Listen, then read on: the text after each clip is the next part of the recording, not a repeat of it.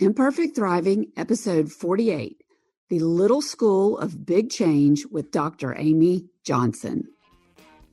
If you feel like you could use a little support on this journey called life, I would love for you to join our free Imperfect Thriving community through our @Imperfect Thriving Facebook group and plug into our group video chats, challenges, and experience the support of others just like you, encouraging and nudging each other toward our very best lives. I'm Kathryn Ely, former attorney turned licensed counselor and coach. Oh yeah, and recovering perfectionist. It wasn't long ago that my self-criticism and fear kept me from having the self-worth, confidence, and courage to make my life my own.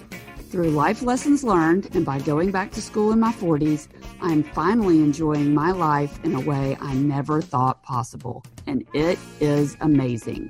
I want you right here with me. No need for you to go back to school either. I created this podcast to show you the way to the imperfect thriving kind of life, based on what you value, filled with self-worth, confidence, way more joy, and no more regrets. So let's go. Well, I agree with you. Willpower is it's a good thing we can use it, but it is a tool we have to use. And we don't have the resources to use that tool for long. And it doesn't go very deep. It's an action. It's a Band-Aid, really. It gets you over a hump, but it doesn't leave you seeing life in a new way. Have you ever wondered how habits and addictions happen? Have you ever wondered how we can actually change our habits and our responses to our thoughts? I am fascinated by our brains and by human behavior in general, why our brains do what we do, and why we respond with the behavior that we respond with. And I love talking thoughts and behavior with other behavioral specialists. That is why I wanted to interview Dr. Amy Johnson for this week's Imperfect Thriving podcast. Amy Johnson, PhD, is a psychologist, coach, author, and speaker who shares a groundbreaking new approach that helps people find true, lasting freedom from unwanted habits via insight rather than willpower. She is the author of Being Human and The Little Book of Big Change, the no willpower approach to breaking any habit. Johnson has been a regularly featured expert on The Steve Harvey Show and Oprah.com, as well as The Wall Street Journal and Self Magazine. In this episode, today you will learn about Amy's personal struggles with anxiety and her eating habits, as well as the truth about our brains, how change happens, and her little school of big change. Welcome to the show, Amy. I'm so excited to have you here today. Thank you so much for having me. I'm excited to be here. So I'd love to start out with you just telling me and our listeners a little bit about yourself and your journey to where you are today. Yeah, my journey was kind of my own struggles and my own issues, as it is for a lot of people. So I grew up just really insanely curious about what made people tick. And I knew from an early age that I loved to write. I loved to invent characters and live in other people's heads because my own head wasn't so fun to live in. And I also loved psychology and really self-help. I mean, I was 9 years old reading Wayne Dyer books and just kind of loved this stuff from an early age. So I was a bit of an anxious kid and had some issues with anxiety, especially as I got into my early adulthood. And then my anxiety kind of took a different turn and showed up as eating issues for a good chunk of time in my 20s and into my early 30s. And I was a psychologist and a coach and helping people, but not knowing that there was more because I couldn't really help myself. I hadn't found the thing that really helped me. So I was always on that search. And then I found it now about 12 years ago. And this understanding that we'll talk about and this way of seeing who we are and our habits and our experience, it's just been completely life-changing for me and for a lot of people I've shared it with. So it's pretty fun.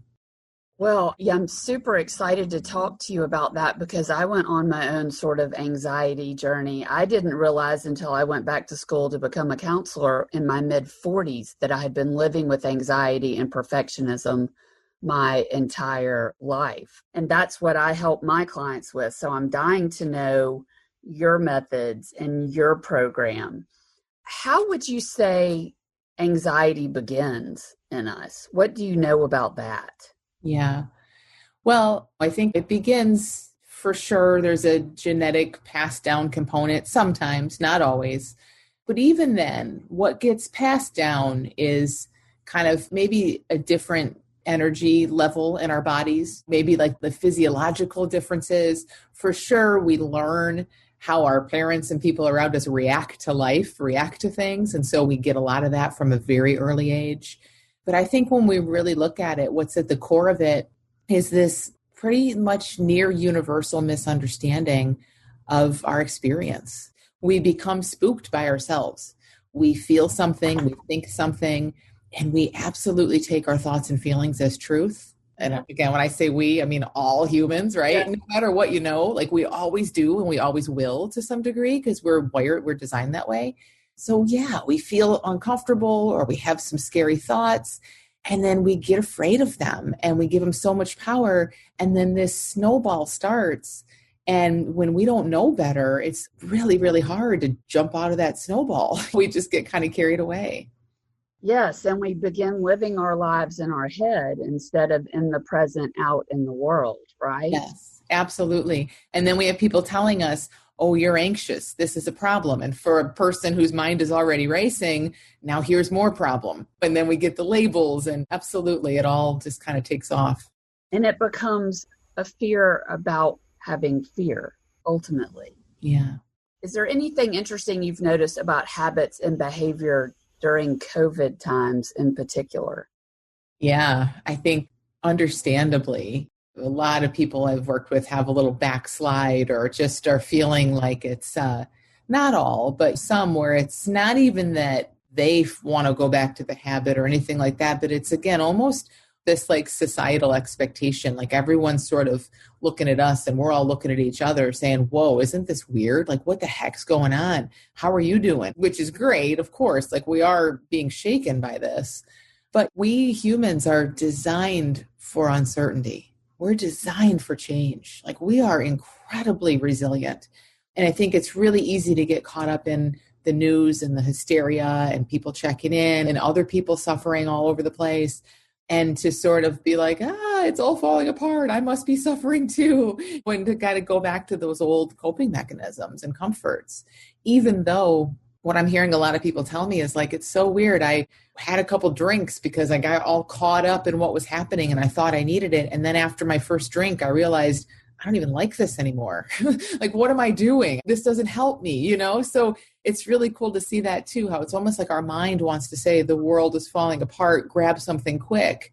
But then oftentimes, especially once we've seen a little bit about this, we grab something quick. We're like, oh, I don't need this. There's so many like little reflexes and impulses that we're acting on.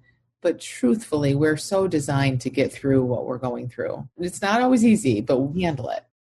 So knowing that we're designed to handle uncertainty and that we are very resilient, what do you think it is that makes so many of us want to control outcomes and know what's going to happen next? Yeah, I think it's because we have a brain. I think it's that simple. Like, it's not even us. I love looking at it like that. It's not even us. Like, we know better. We're the ones who can sit around, listen to shows like this and have these conversations and be like, we're not in charge of any of this, really. We're not. We know this, but we have a brain that talks to us 24/7 our entire lives. And our brain is all about knowing what's coming next.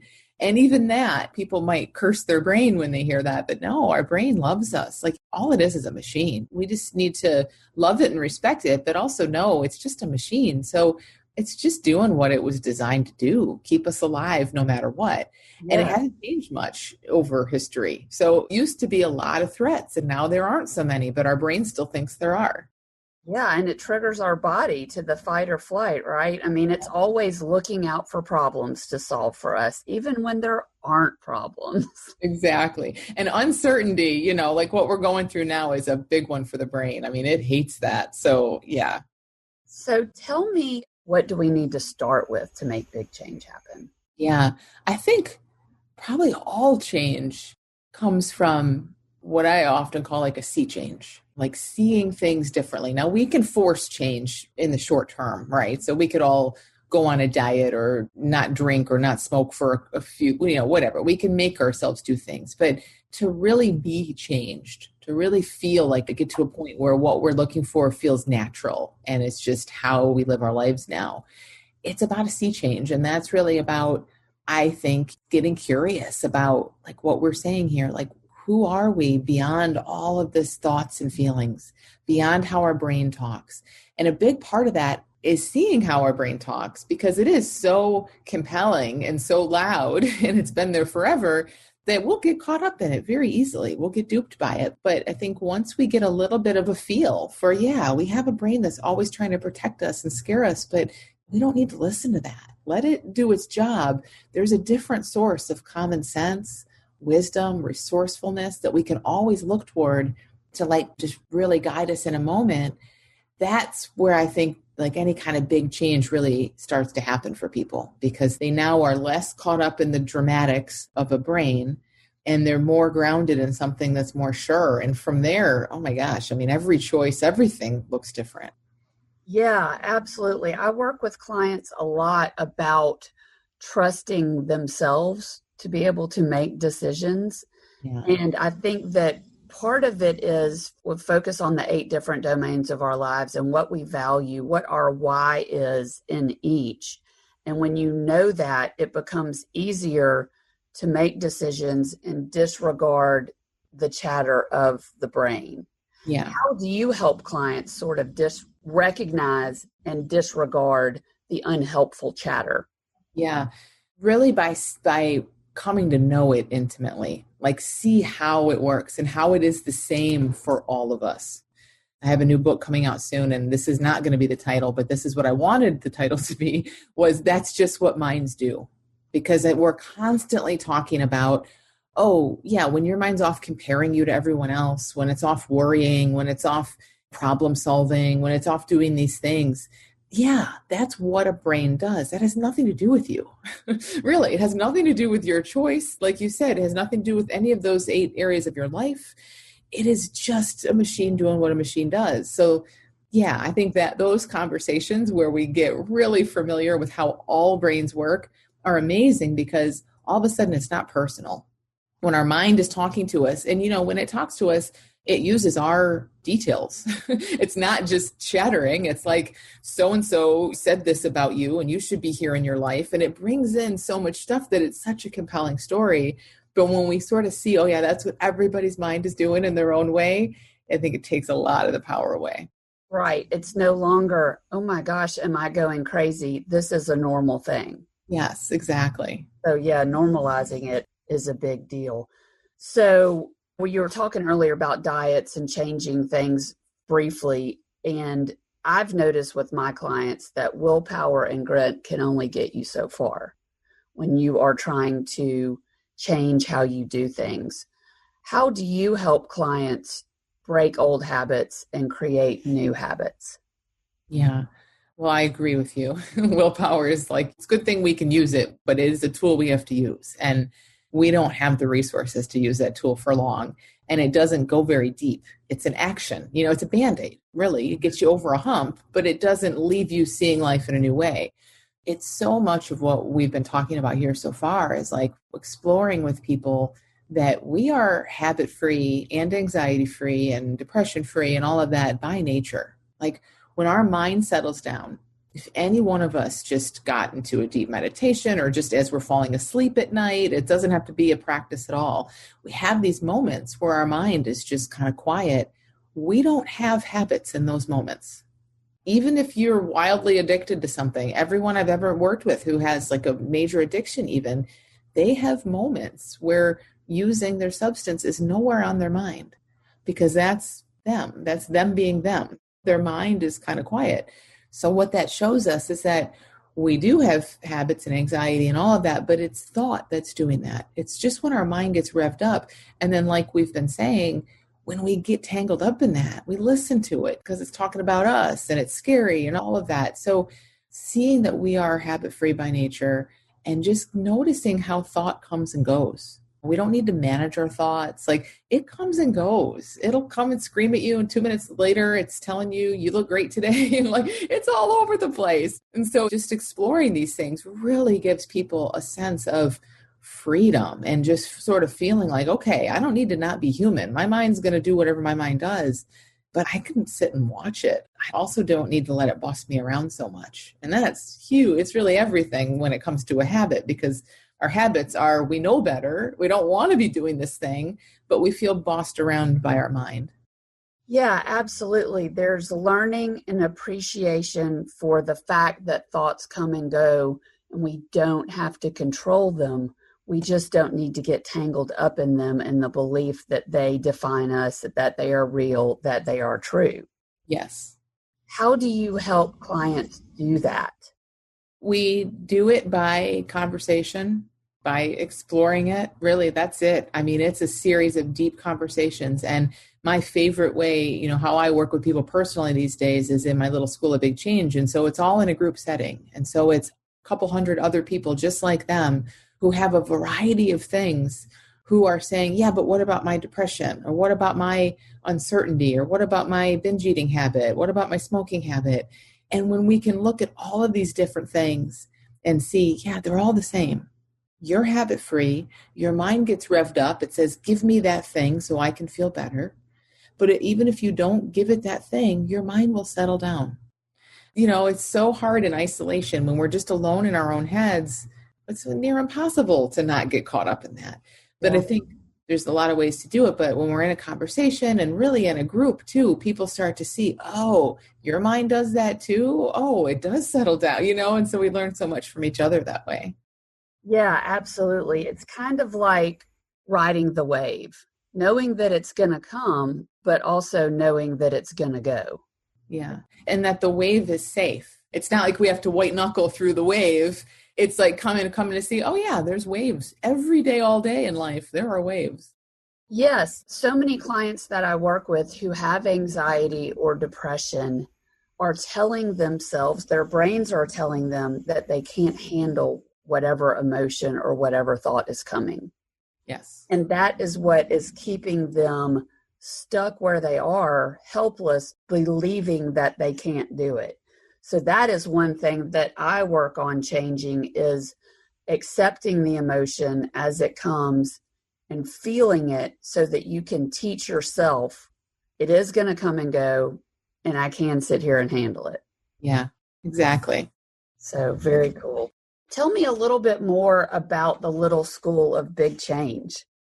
Yeah, it's an amazing group and community where, again, people come in for a variety of things they want to change. It's a ton of different habits, a lot of what we might consider like a thought habit. So things like OCD and anxiety, just excessive worry, all of that. People who just think, oh, I'm so negative, or I don't have any confidence. All of that is just down to where our thinking goes. So in a way, everything's habitual. And we come together and explore this and really start from the beginning. Like, what if you are 100% healthy, clear, habit-free, anxiety-free all the time by nature, but your mind just thinks a lot, and it thinks in certain ways, and we get caught up in what it's thinking.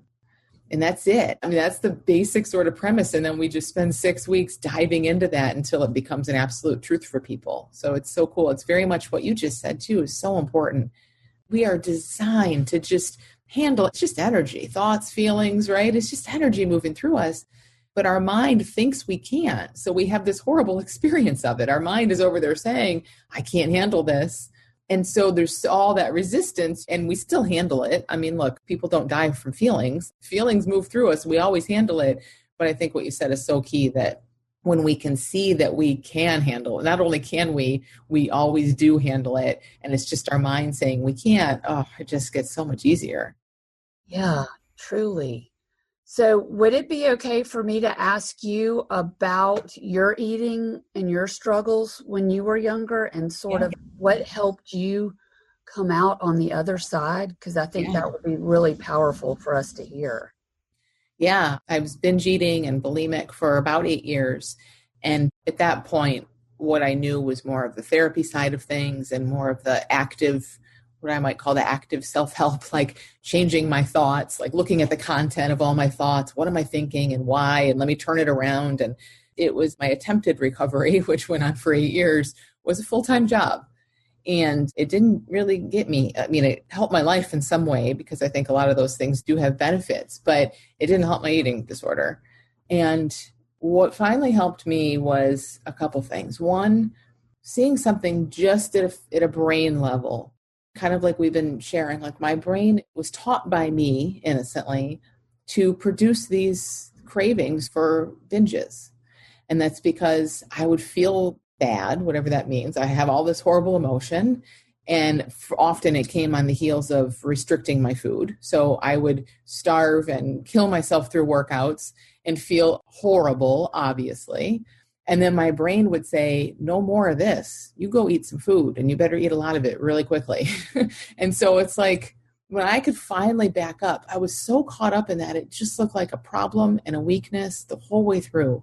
But when I finally could kind of see, oh my gosh, like my poor brain is just trying to help me. Look at what I've put myself in it through.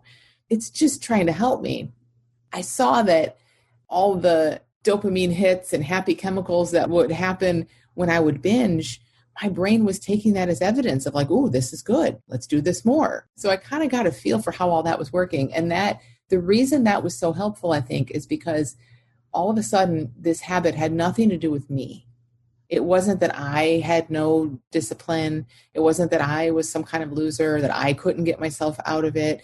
All the me sort of went by the wayside. And I was like, oh, this has nothing to do with the kind of person I am.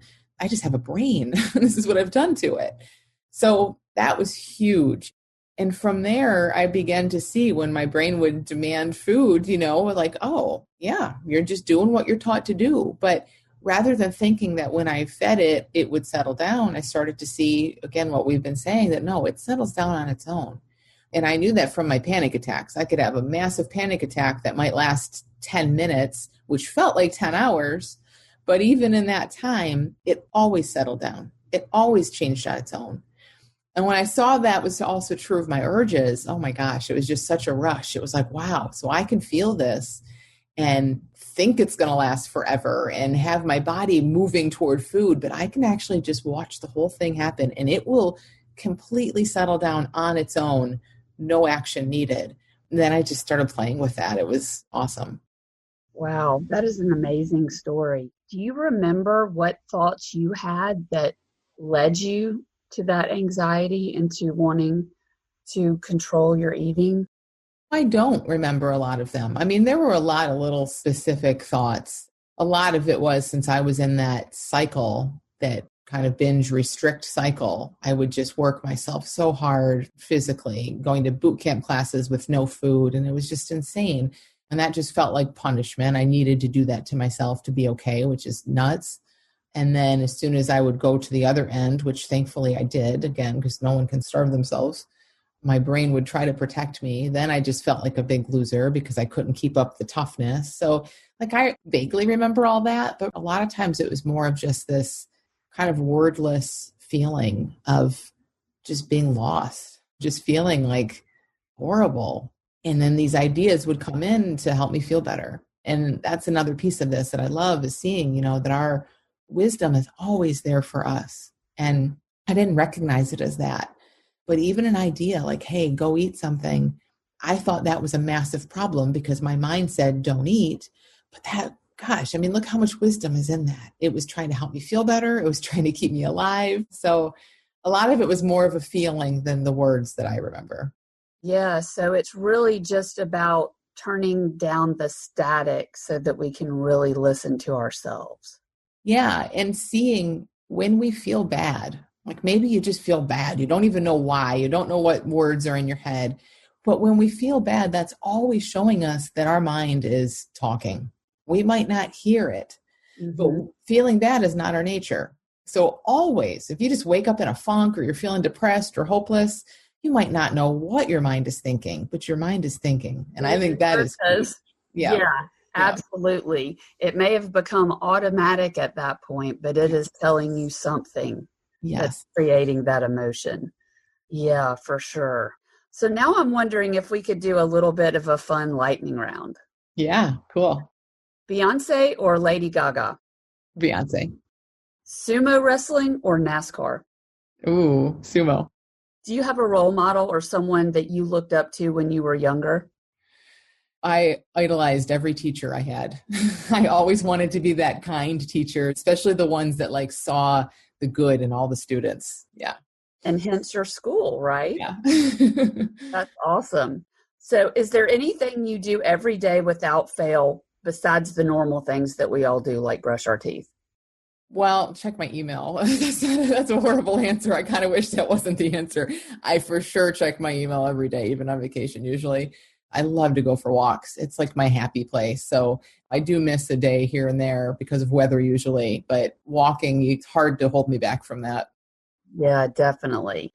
Do you have a favorite style icon? Oh, no, but I love like black and white and just super minimalist. Yes. Do you like Diane Keaton? Yeah, classic. Yeah, absolutely. Especially since you live in Michigan, how would you spend your day if you were snowed in and couldn't work? Oh, I would be by the fire reading all day long. What would you be reading? Nonfiction.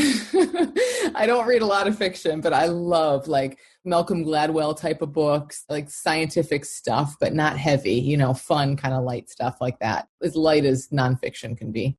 Awesome. Would you rather have fresh flowers or fresh produce delivered to your door? Produce. What would you eat? I love mangoes. Oh my gosh. And I eat banana. That's something I do every day without fail is I eat a banana every single day. So yeah, bananas and mangoes and cucumber. Yeah. We have a garden that's really fun. Oh, that's awesome. Yeah. So I wrap up every podcast with the same question to my guest, and it is, what is one imperfect action that you think we should all take today to get closer to our best lives? It's a great question. Thank you. I think, I'm sure people have answered this way before, but in everything we're talking about and seeing that we have everything we need and our mind just gets in the way, I think just compassion is so huge for ourselves, right? It's so much easier usually to have compassion for others. Self-compassion for what you think, what you feel, because it's not the way it looks. If we're ever beating ourselves up for what we think or feel, we're just confused. We're just not seeing it the way God would see it or the way life sees it. We're just turned around. So that little bit of compassion takes us so much closer. Well, I second that. Let's all go out today and find a little more self-compassion and self-love for ourselves and beat ourselves up just a little bit less today. Thank you so much. I've enjoyed our conversation immensely today. I really appreciate you being on the show. Yeah, I enjoyed it too. Thanks for having me. Where can our listeners find more about you before we wrap up? So my website is dramyjohnson.com. It's just dramyjohnson.com, and there's tons of stuff there. All right. So y'all go check it out to find out more about Dr. Amy. Thanks again for being here today. Thank you. If you are enjoying this podcast, would you take a moment to go to iTunes and subscribe? It is so easy to do, and it would mean a lot. Imperfect Thriving is a part of the Practice of the Practice podcast network, a network of podcasts seeking to help you thrive imperfectly. To hear other podcasts like the Bomb Mom Podcast, Beta Male Revolution, or Empowered and Unapologetic, go to practiceofthepractice.com/network. This podcast is designed to provide accurate and authoritative information with regard to the subject matter covered. This is given with the understanding that neither the host, Practice of the Practice, or guests are providing legal, mental health, or other professional information. If you need a professional, I encourage you to reach out to one.